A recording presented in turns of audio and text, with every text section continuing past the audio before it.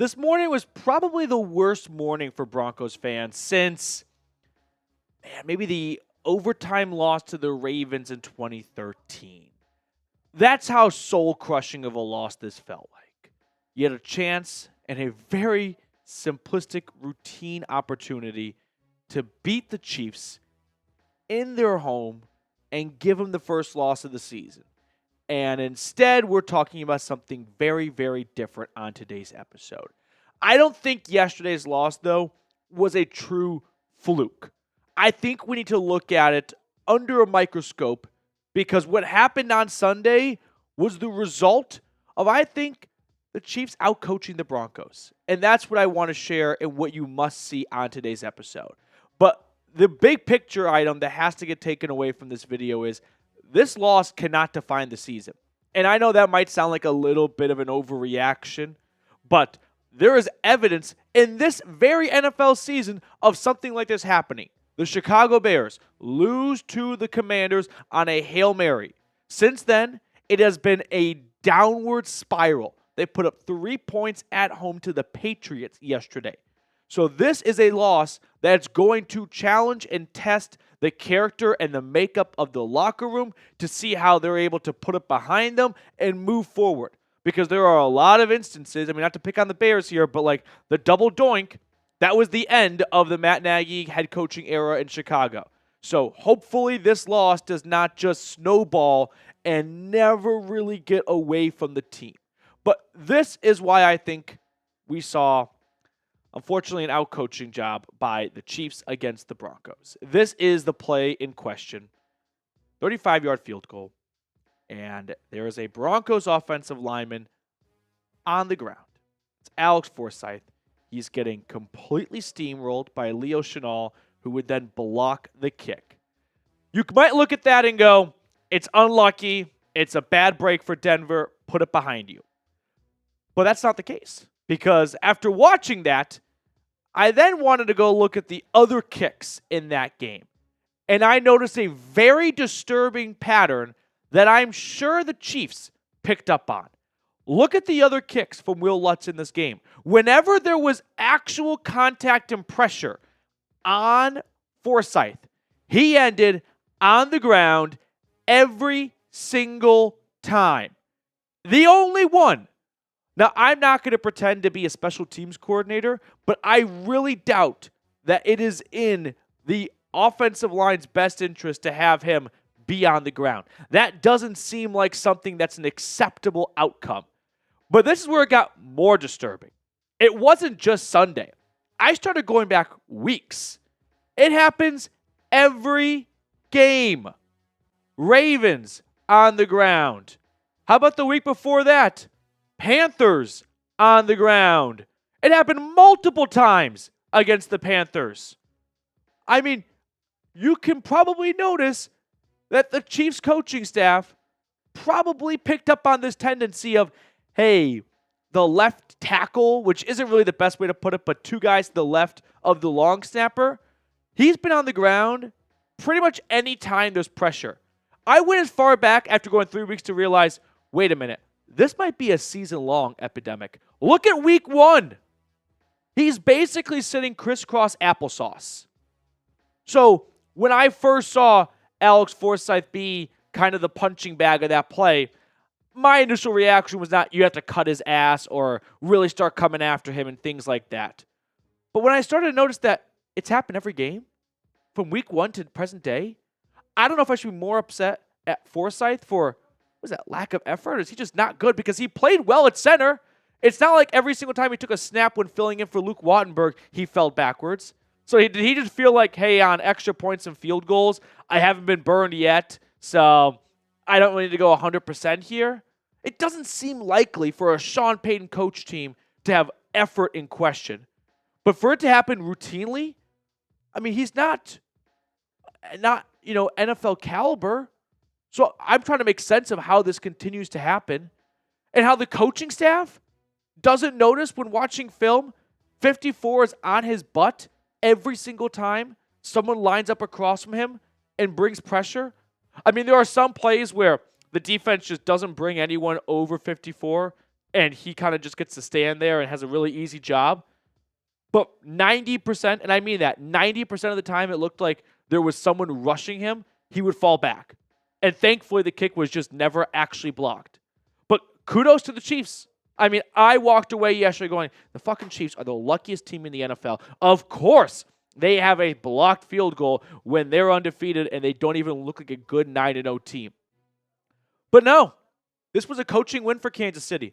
They recognized in the weeks leading up to this game, hey, we should probably keep this in our back pocket. But every single time there's pressure on Alex Forsyth, he ends up falling back. So if there's a crucial kick late in the game, we need to exploit that. We need to put two guys on him.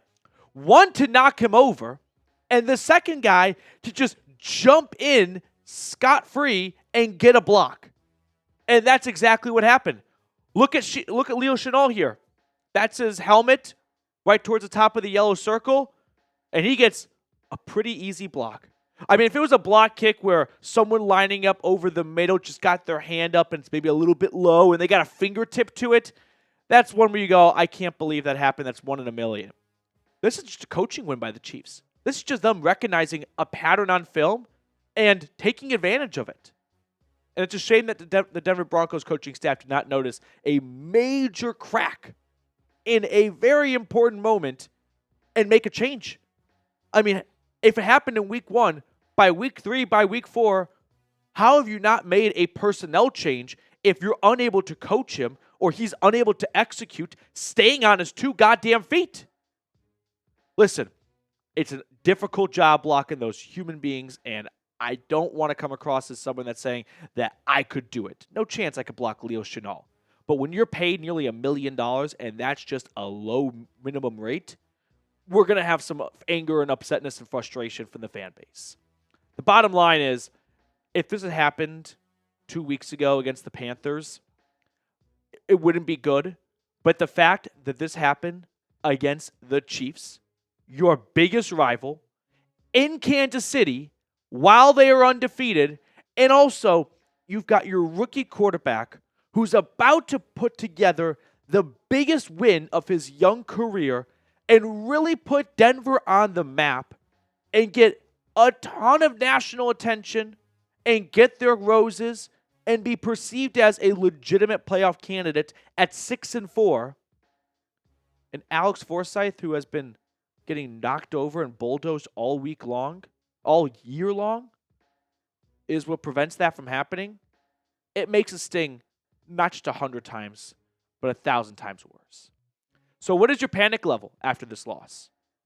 I mean, I understand it just sounds like it's one game, and if you have that mentality, I'm envious and jealous of you, and I hope this locker room has that mentality. They have bounced back before. Remember last year, got off to a horrible start. They rattle off 5 in a row. This year, they start off 0-2, and they go on an East Coast trip and win 2 in a row. So this team has proven to be resilient, but this team has never had to recover from 99% chance of happening kick getting blocked in Kansas City against the Chiefs, who were undefeated. That's a much larger pill to swallow. So let's switch gears and talk about Bo Nix and some other storylines coming out of this loss here. Nix, I thought, was awesome. I mean, maybe awesome's kind of upplaying it a little bit or whatever it's called, but he played well. That's what I'm trying to say here. 215 yards, 2 touchdowns. The second half, obviously, not nearly as good as the first, and that would be something that came back to haunt the Broncos. They were unable to score in the second half, but what I'm most excited for about Bo Nix is just the overall improvement from the first month of the season to the last 6 games of the season. Larger sample size, but still. I mean, he's got twice as many yards than he did through the first 4 weeks. 9 touchdowns and just 2 interceptions. He's been awesome with protecting the football. I mean, look around the NFL right now and the other rookie quarterbacks. Like Caleb Williams, his stock has kind of gone down the last couple of weeks. Jaden Daniels is still playing at a really good level, but Bo Nix is playing at a level where if you did a blind quarterback resume, you'd be surprised to see, wow, that might be the best rookie quarterback at the moment. I mean, especially over the last 6 weeks of the season, and you're able to stretch that out for the next 8 weeks of the season, And Bo Nix is going to put together a masterclass of a rookie year when it comes to growth and development. From week one, I remember the 2 interceptions he had against Seattle. Those were interceptions you go like, yeah, this is not college anymore. You can't get away with those types of throws. The DBs are going to make you pay. And Nix learned his lesson, and he hasn't made those mistakes since. The next level that Bo Nix needs to unlock is superhero mode. And that's, as a fan base, where you go, we've got our guy, no question about it. I mean, Jaden Daniels unlocked this level when he threw a touchdown pass to Terry McLaurin in Cincinnati, and the touchdown secured the win for the Commanders, right? Those are the types of moments as a rookie quarterback where your fan base goes, that's our man, and no one can tell me otherwise. It's not an easy level to unlock. Beating the Chiefs probably would have done it for him. And it's a shame that Alex Forsyth let him down in that moment. But that's the last thing we need to see from Nix, where no matter who you're talking to, you can go back and point to that one moment and go, you can't tell me Bo Nix is not a great starter in the NFL. Look what he did on Sunday. That's the last box that needs to be checked. Before we look at the rest of today's episode, we're going to tell you guys really quickly about our sponsor, Prize Picks. Prize Picks is the best place to get real money sports action. With over 10 million members and billions of dollars in awarded winnings, Prize Picks has made daily fantasy sports accessible to all. You just pick more or less on at least 2 players for a shot to win up to 100 times your cash. Run your game all season long on Prize Picks. Let me give you an example, by the way, of what selections look like. This is what I'm rolling with for Monday Night Football. I like them more for Tyreek Hill on yards and touchdown, and I like them more for Kyron Williams at half a touchdown as well. Download the app today and use code CLNS to get $50 instantly after you play your first $5 lineup. All of that information is in the comments and description of today's video. Download the app today and use code CLNS to get $50 instantly after you play your first $5 lineup. Prize Picks. Run your game. Let's talk about Denver's defense on Sunday, because if there is a, silver lining to this game, it is we are now noticing a little bit of a pattern that Patrick Mahomes does not have it as easy as he once did when he plays Denver. I mean, this is now 2 straight games where the Broncos defense squashed Mahomes in a lot of ways. He made some plays when he had to in the second half to get a couple of field goals, but by and large, just 1 touchdown. I mean, we are talking about a massive improvement than where we were for the first 3 to 4 years of Mahomes' career against Denver. I mean, take it one step further. Look at Mahomes' stats against the Broncos the first 12 games compared to the last 2 games. I know it's not a huge sample size, but 20 fewer yards per game, 1 touchdown, 3 turnovers. He's been sacked 7 times the last 2 games. He was sacked 18 times the first 12 games.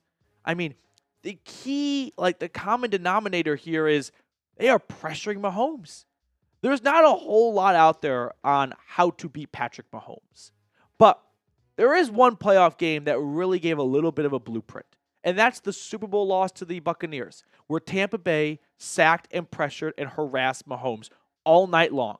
And Kansas City vowed to never let that happen again. They moved on from their old veteran tackles in Schwartz and Fisher, and they brought in some younger guys. They made it a point in free agency, and they wanted to make sure 15 never got harassed like he did against the Bucs. But the last 2 times he's played the Broncos, he has been harassed. And the last 2 times, he should have lost, if not for fucking Alex Forsyth getting steamrolled. So I can't wait for Week 18. I hope that the Chiefs are not sewn up and locked in the number 1 seed, and they have something to play for, and Mahomes comes into Denver with something on the line, just like Denver probably will be playing for, and they can finally show that last year was not a fluke. It was not because Mahomes was sick. No, that there is going to be not necessarily a changing of the guard in the AFC West already, but it's not going to be as easy as it was for Kansas City to win year after year after year in the division. That it's going to start getting competitive. That the Chargers, not that I need to be an advocate for them, are going to bring a new level of physicality when they play Kansas City with Harbaugh. The Raiders are still going to be the Raiders, but the Broncos are not going to be 2 bye games anymore for the Chiefs. Before we look at the final storyline coming out of this game, make sure to subscribe to the channel, by the way. We put out free content, so if you're looking for a go-to YouTube channel, a go-to Broncos source that isn't hiding behind a paywall, hit that subscribe button down below. We get the latest news and rumors for you guys. We do film breakdowns like we did earlier today, so help us reach our goal of 27,500 subscribers, less than 100 subs to go, so hop aboard if you have not already. Let's take a look at the running backs from Week 10.